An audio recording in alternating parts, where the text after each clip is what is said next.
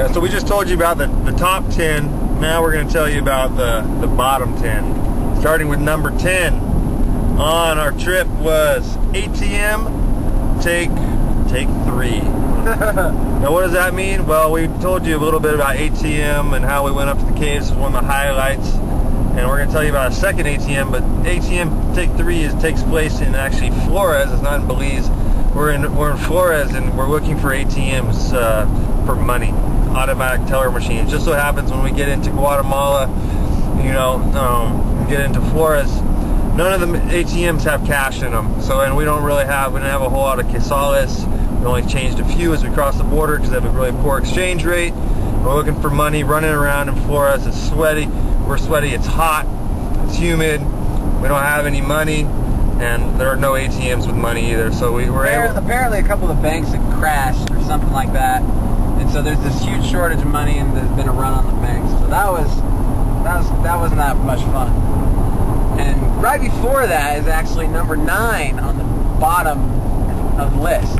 Is we got to the border in Belize, and then we tried to find a little minibus to take us to Flores. And of course, we get on this minibus. There's a few other people. It's like this minivan, but it's got like 5 rows, right? And you're like, man, they could fit a lot of people if they want. But luckily, there's not that many people on it yet. And so we think we're just heading out, and then all of a sudden, he just keeps stopping at these corners, and he gets out of his van. He's like, I don't know what he's saying in Spanish. Flores! Flores! Flores! Flores! All of a sudden, a few people get on, a few people queue. Pretty soon, there's more people than seats. We have 16 people in a minivan. How many people can you fit in a van? Cuando es así, se puede, So this is what they call a minibus. It was not a very fun ride. It was really hot in the van too. Hot outside. I was sweating the whole way. So that was number 9 on the bottom. Number 8 on the bottom of the list is ATM. ATM take 1. What is ATM take 1? Well, that takes place the same place as ATM take 2. But what happened is we head out, and this is after a lot of high water, a lot of rain, the rivers are high, and we head out with a small group. There's 6 of us to go do this trek up into the cave. And we get out there, and we're fighting these rapids, and the water's a lot higher than it probably should be. We got our guide there, and he's taking us all the way up there, but we keep pushing hard. We get up about 500 meters up into this cave, and it comes to a point where he's kind of worried about the water rising, so maybe we couldn't get out because there's some tight spots even just getting in. There's a gal that really got worried and didn't want to continue, so she basically made the group's going to stick together, turn around and get back. So is this the end of the trek? Is this the end of the trek? Yeah. The funny thing about this story is the company actually hired 2 guides, which actually both came out with us in the bus on this hour-and-a-half ride out to the caves. But one of them decided just to stay in the bus while the rest of us went into the cave, and so we should have been able to go all the way up to the top. The group should have split, and the stronger part of the group would have made it into the cave, and it's in the artifacts, but instead we had to turn around, and just kind of a big flop. But at least ATM take 2 did occur the next day. We had a second chance.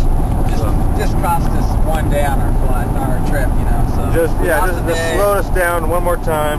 So ATM take 1, not so good. ATM take 2, pretty awesome.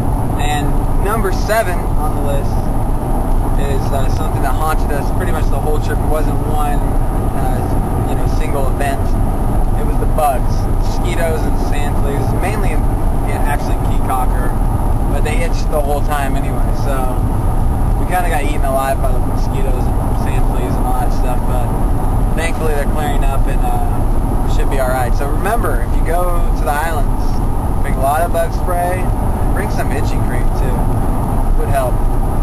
Number 6 of the not so hot things on our trip was Taka Airlines service.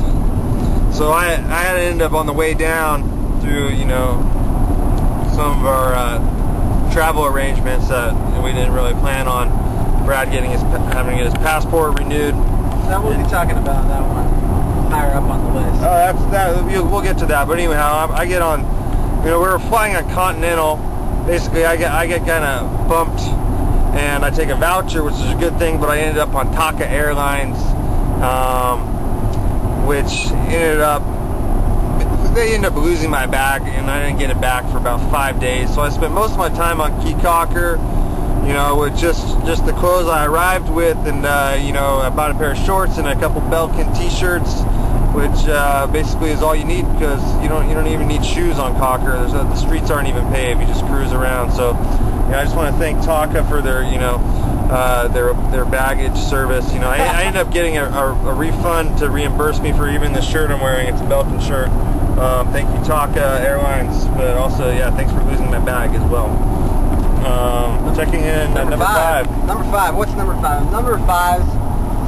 It's almost hard to explain how infuriated I was at Mrs. Martha.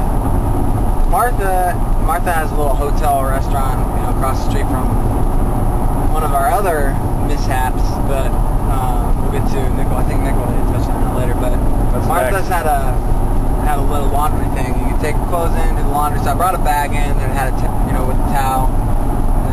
We had to do laundry because we had to push it back our flight. So we had to do some laundry. She's like, okay, one load. It's gonna be. Nick had one load. My load is a little bit bigger than Nick's. It's like, yeah, one load each. It's gonna be 12 bleeds. So $6. That's fine. Whatever.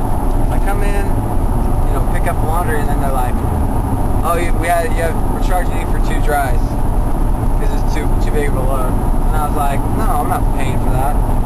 That's ridiculous. You didn't tell me that. You could look at the bag. You should be able to know. You wash your clothes all day.